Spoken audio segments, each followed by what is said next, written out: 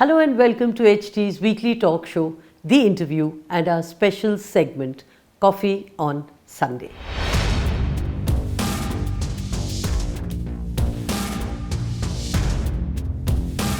She has proved her mettle as an MP. She has worked hard, given fiery speeches, and taken up crucial issues in Parliament. Yet, she is charged with being where she is because of her father, Sharad Pawar, a tall leader and a name to reckon with in politics. Recently, this father's daughter, quote unquote, was named the working president of the NCP, a party her father founded 2 decades ago. Yes, we are talking about Supriya Sule, a member of parliament who is our guest in this edition of Coffee on Sunday.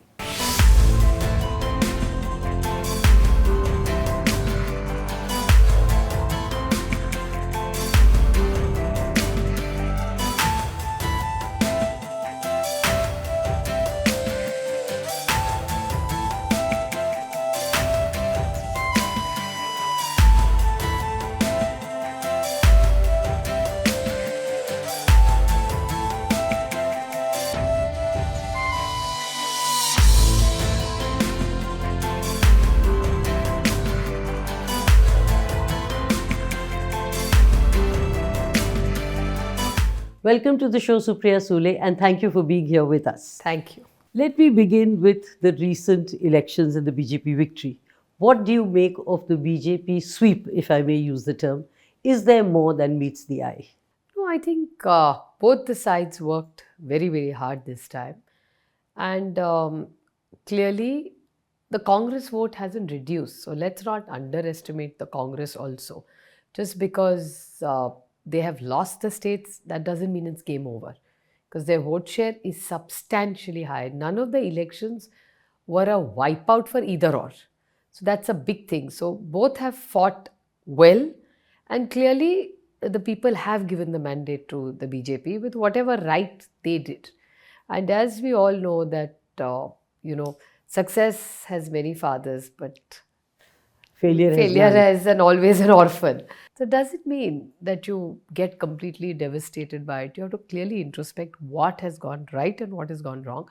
But hasn't the Congress been introspecting for many, many elections now and looking within, and yet outside not much changes? I can't say that. I think there's nothing wrong in being in the opposition. If you're in a democracy, you have to learn to sit on both sides. And just doesn't mean that just because you're in opposition, everything is wrong about you. And just because you're in power, everything's right about you. But in these elections, the analysis or the hope was that it is a neck to neck and the Congress will. The BJP sweep was not in the cards. I'm not sure if they've swept. It's not been a rout for the Congress at all. Seats may have fluctuated. People thought they were going to come to power. But there's not been a rout for the Congress. And their vote share has not gone down. So I think that we can't write them off. What is the EVM story? Are you among those who believe that it is the EVMs and not the voter that favor the BJP? To be honest, I cannot comment on it because I don't have solid evidence. And unless I have evidence, how can you make an allegation? Because BJP is used to making allegations without any kind of proof. I don't like to do that. I think it's unfair till I really have something substantial in my hand to explain it. In states like Madhya Pradesh, the women influenced the outcome.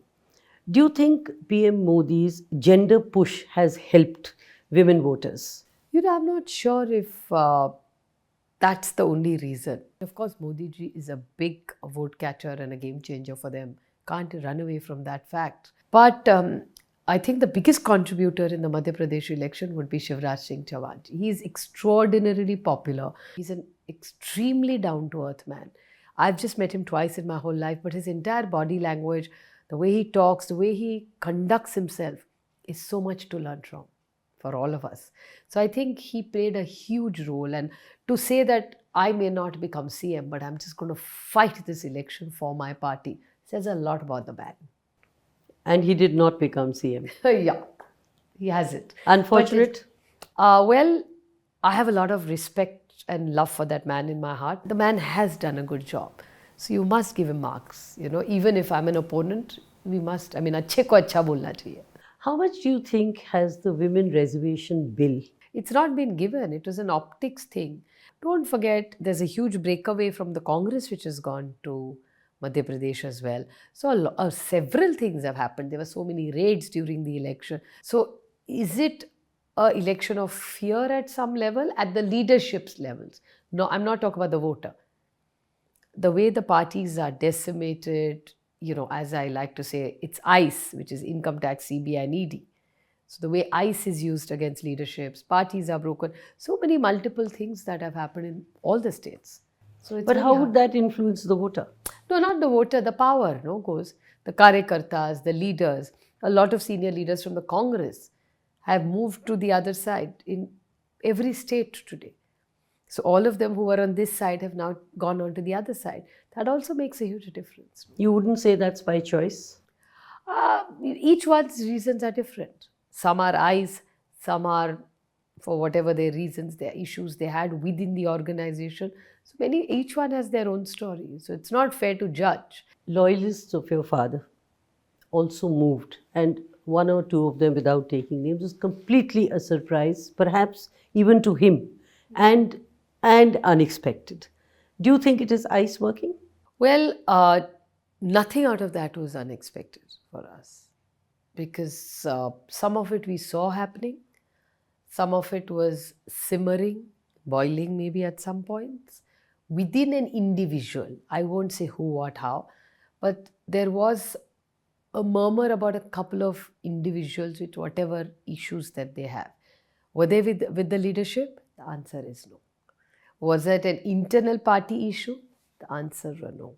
Whatever the reasons were external, I wish them well. And I hope wherever they've gone, they deliver superior results in serving the nation. Let me take a name, Praful Patel, for instance.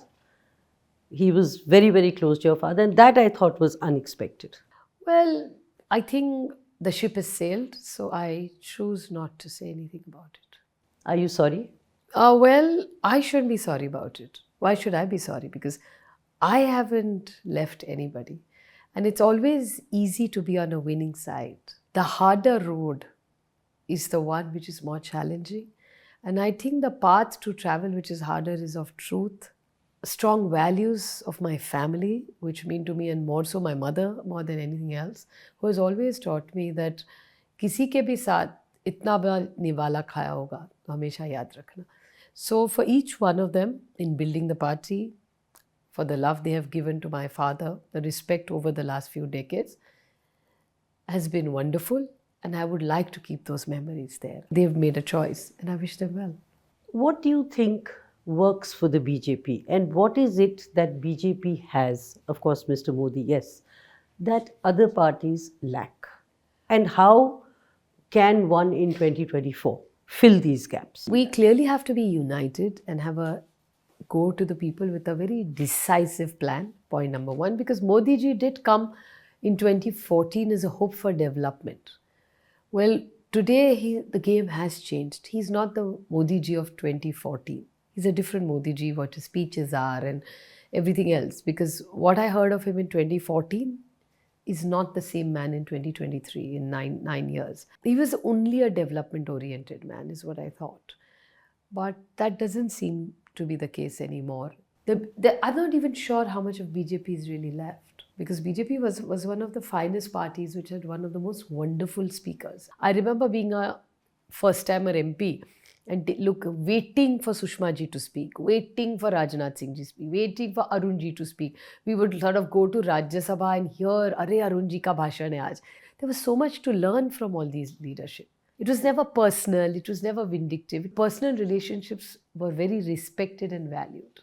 I think that's something which I feel really weakened in parliamentary democracy today, one. And second is, now it's Modi ji from 1 to 1000. So the entire landscape of BJP has changed. I mean, whether it's a Sarpanch election or Prime Ministers, that's one face, that's the only face probably they have. But isn't that also a ground reality, because he is actually the only face they can showcase, and he's the vote catcher. There is no one else. Well, isn't it alarming for a team? So sometimes I really wonder that minus Modi ji, but at some point he would retire, right? So then who would run that party? Who would be the vote catcher? Even their chief ministers. They used to have wonderful chief ministers. I think Vasundhara Raje Scindia is one of a role model chief minister who really wore her state on her sleeve. She was the best walking, talking model or advertisement who promoted her own state with so much pride. Yogi Adityanath. You may like him or you don't like him. That's your personal view. But today he is working in UP. But that seems to be changing. The landscape seems to be changing of leaders in Bharatiya Janata Party. Isn't this story similar to the Congress story when Mrs. Indira Gandhi was there? There was nobody else. She was the face, she was the party, she was synonymous. So isn't in that sense, and the Congress ruled for years, so isn't in that sense history repeating itself, leaving out of course the dictatorial, etc., etc. But no, but think about, there used to be the Young Turks who also fought Indira ji. So it's not that it was so easy for her either. Maybe there was a period where she was absolutely, there was nobody else one could even think of. But how long did that period last, one? But she had clearly a lot of opponents who very intellectually challenged her, policy level challenged her. So you've heard wonderful stories about her and her opponents having wonderful relationships as well, which are very pleasant and very respectful. So I'm not sure if the shutter was down of no dialogue. I look at her very closely with her relationship with Y.B. Chavan. In a lot of his books, he has written about her. Letters he has written to her, what she's written back to him. So clearly there was a sense of admiration of both towards each other.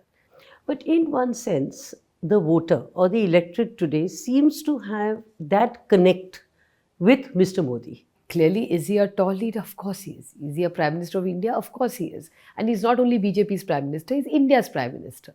So clearly, has Mr. Modi from zero created something? Yes, of course he has. Does that mean we like and agree with all his policies?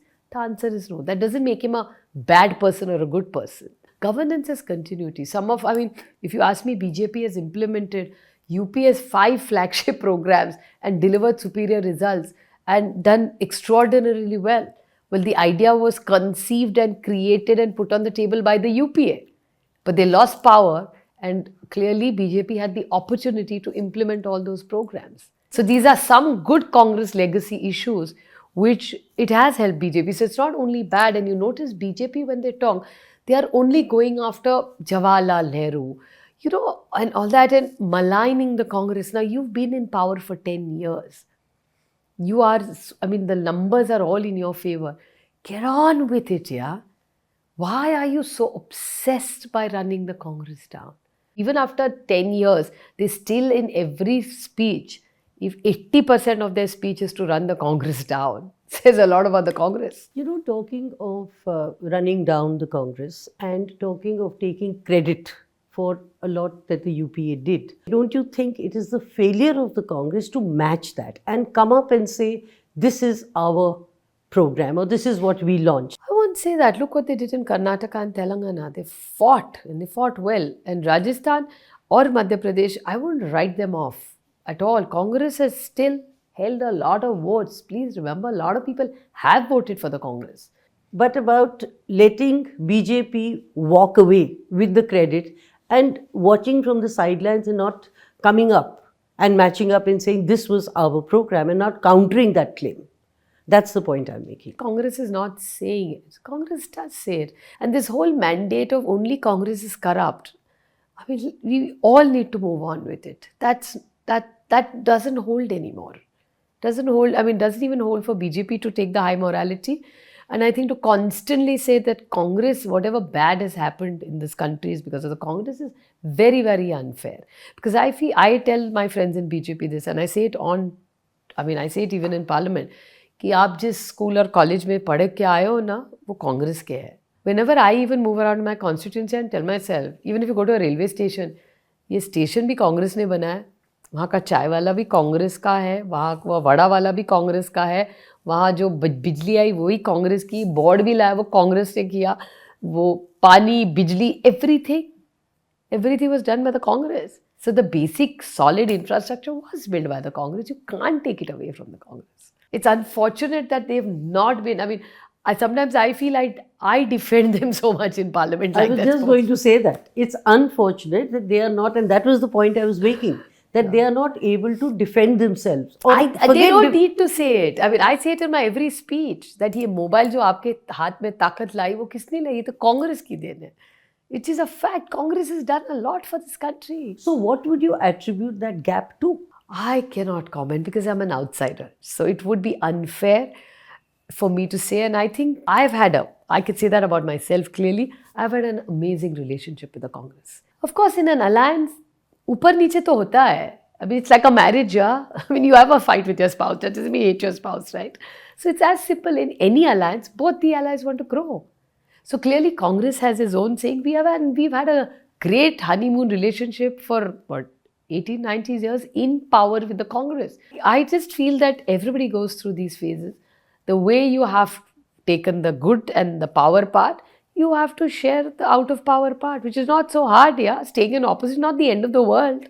But the impression is that the opposition and the Congress is not doing or performing its role as an effective opposition. In Maharashtra, we are really fighting over there, and we've delivered even in the past.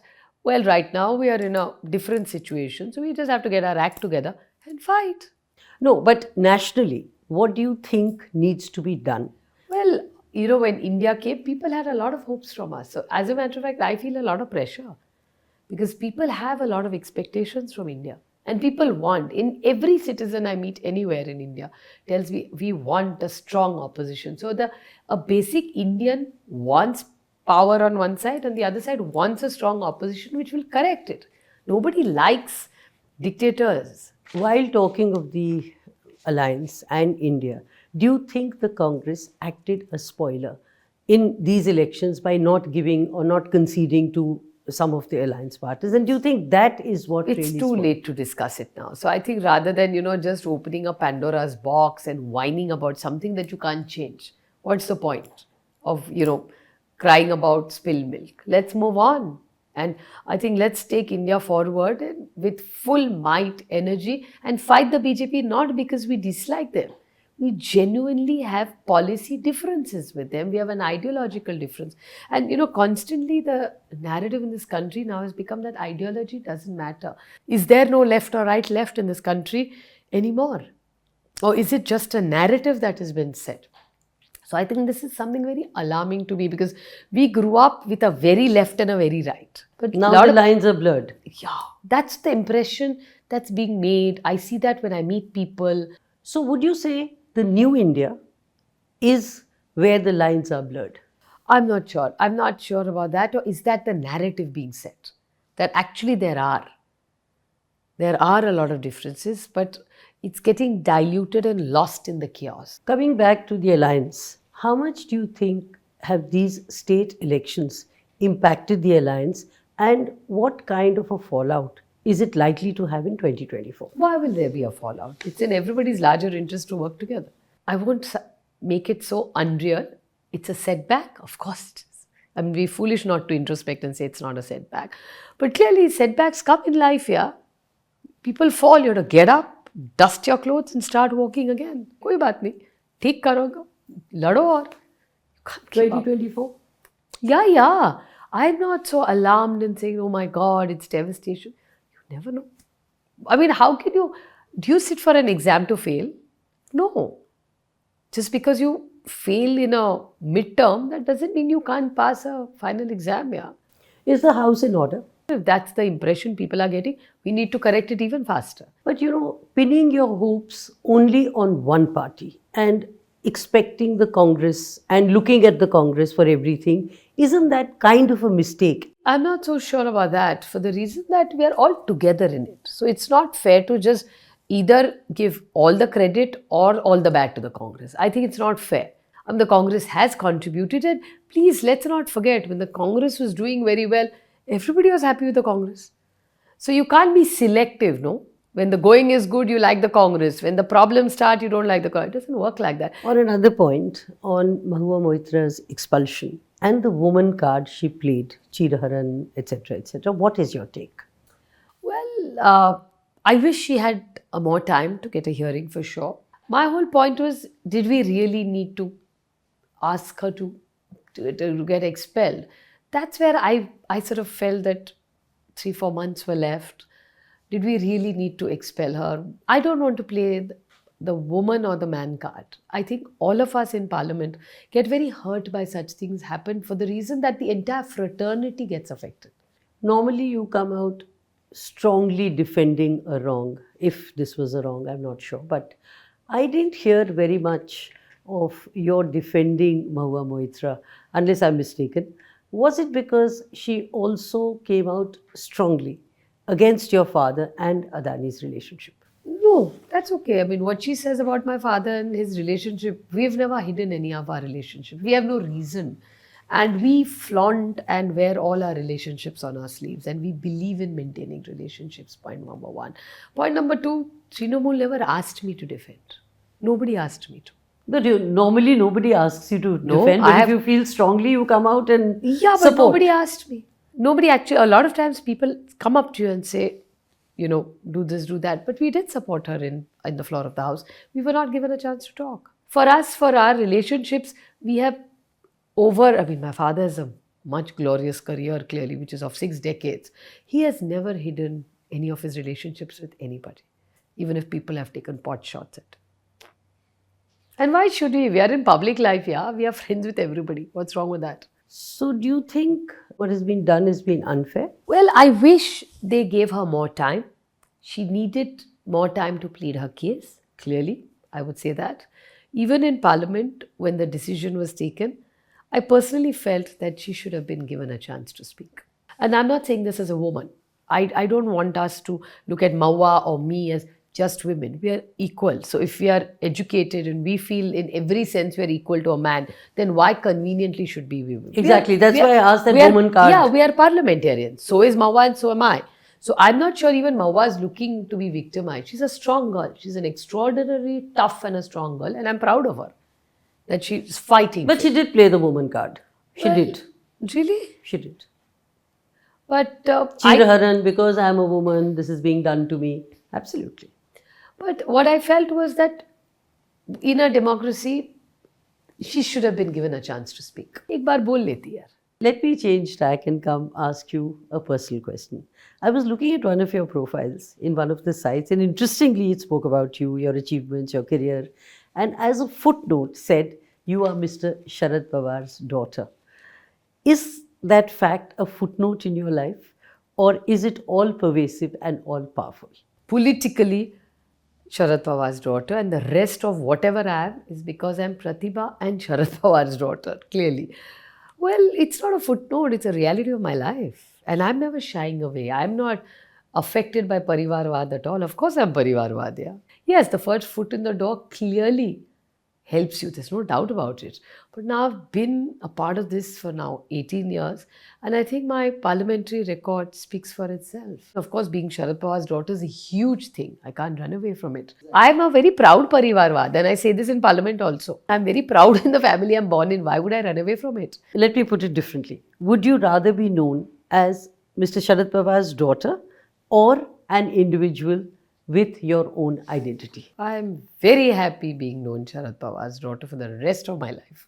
You know, we all gain from our parents. We learn. Would you agree that your political entity is solely because of your father? Of course. I'm a classic Parivarvad example.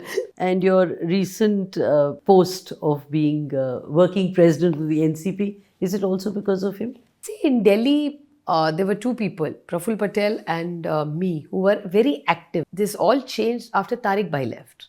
If Tariq Bhai was stayed in the party, I was never in the game. After Tariq Bhai left, then Praful Bhai himself insisted that Supriya needs to get more role, get more responsibility. And besides getting a Lok Sabha ticket in NCP, what did I ask for, or what did Mr. Pawar give me? I don't think he needed to give me anything more, and I even never asked for it.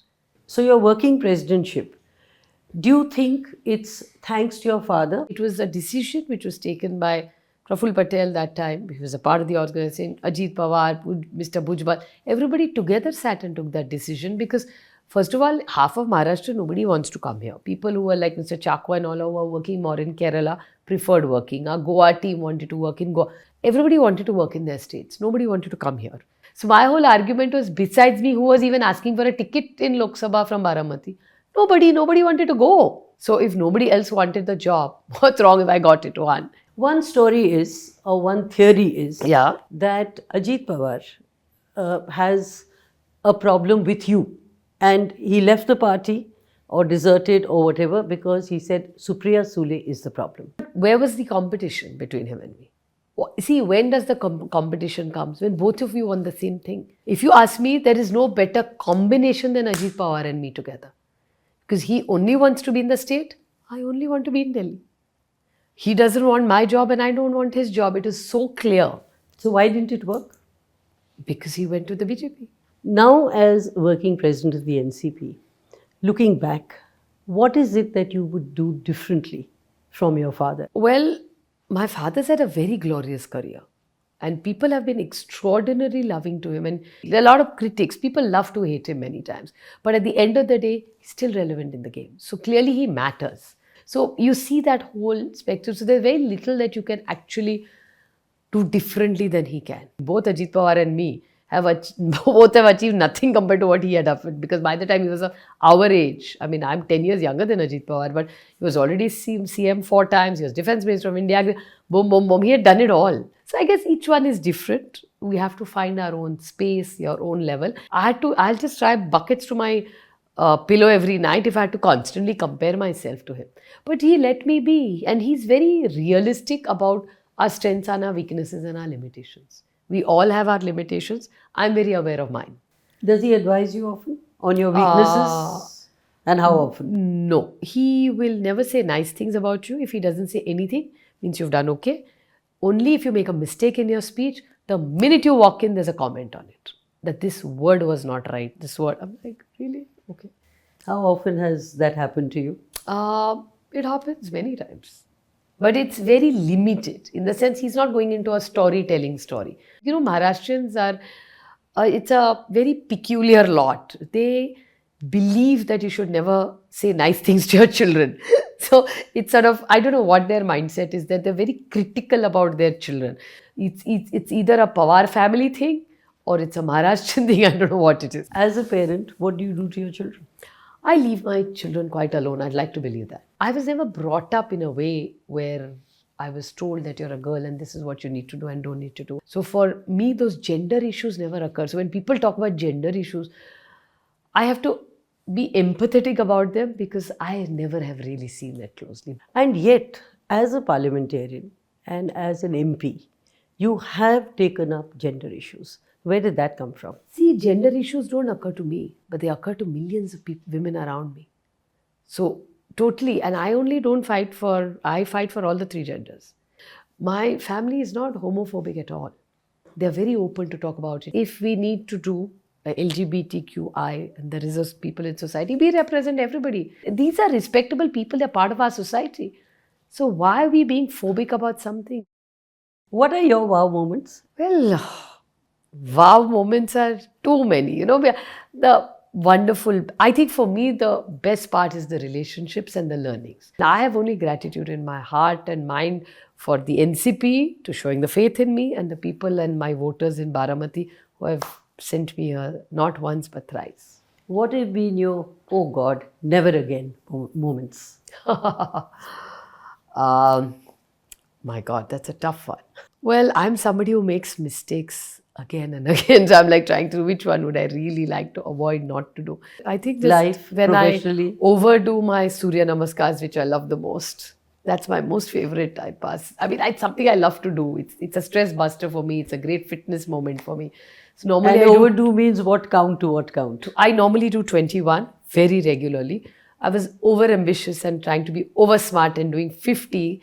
And then my back packed up and I realized, Supriya, too much of nothing is good for you. And now I've come back to 21. The party broken, the family split. From here, where? Well, you have to rebuild your life. Life is full of surprises and it's never steady for anybody. You've accused the BJP of quote unquote trapping Ajit Pawar group. Just explain this to me. Well, it's very unfair sometimes I feel of the BJP, and sometimes I tease them and call them Bhrashta Jumla Party. There used to be Bharatiya Janata That's Party. your latest actually. Yeah, I feel very saddened about one thing because a lot of allegations against the NCP are made from the highest offices in the BJP. And they used to call us the naturally corrupt party, which used to really pain us. Like, naturally corrupt party? No, we are here to serve. What about trapping Ajit Pawar? Surely he was not born yesterday. You have to go by the allegations. So my personal view about the Bharatiya Janata Party is either for all the allegations they make, they have to walk the talk, or they have to clearly apologize to the NCP and say we were wrong. You're not a naturally corrupt party and we made all these allegations for our selfish gains. No, but trapping Ajit Pawar? Why only Ajit Pawar? There are so many of them. Why are we only talking about Ajit Pawar as an example? There are so many from Kashmir to Kanyakumari. So it's one size fits all for this Operation Lotus or whatever they call. And they've not just done it to one individual. They've done it to so many people. Hundreds of examples I can give you. And like Mamta Didi talks about the washing machine, it's not a different story. I mean, as a matter of fact, a Shiv Sena MLA wrote a letter to Uddhav Thackeray ji, saying that please let's go to the BJP, otherwise all our families are suffering. So the only way out to have solace and peace is to join the BJP. Talking about Ajit Pawar, this Bhai Dooj, family unity, etc. Isn't it pure optics? Why should it be optics? Because the fact remains, he has hurt your father, he's damaged the party, he has done whatever it could to personally hurt him. Forget the politics, because your father's politics is not dependent on an individual. After all that, how can you ever? And you're very strong when it comes to your father, because you said, hurt me, hurt whoever, but not my father. How can you forgive him? And why would you forgive him? So women are very, very sensitive about parents and children. And this is across board. So there's nothing special about what I've done. Talking about family unity, in the event of Ajit Pawar's wife or son Parth contesting Baramati Lok Sabha, what would you do? Would you fight the family in the open? Would you give up? Would you give up your constituency for the family? How would you handle it? Well, we don't know whether it's true or not. And so let's cross the bridge when we need to, first of all. And depends on which symbol is fighting me. I mean, it's Kamal Kafool fighting with me. It's a clear fight between us and them. No? I mean, it's an ideological fight. It's not a personal fight at all. I love my sister-in-law very dearly. And what has she got to do with our politics?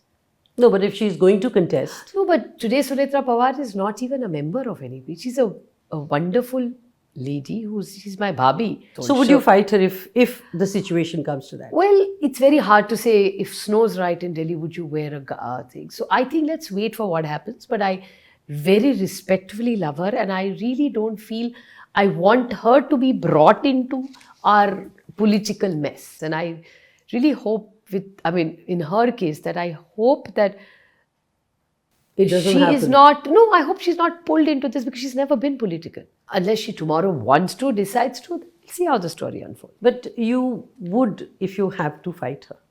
I'm fighting the BJP. I'm not fighting any individual. And I have no personal, I say that many, many times.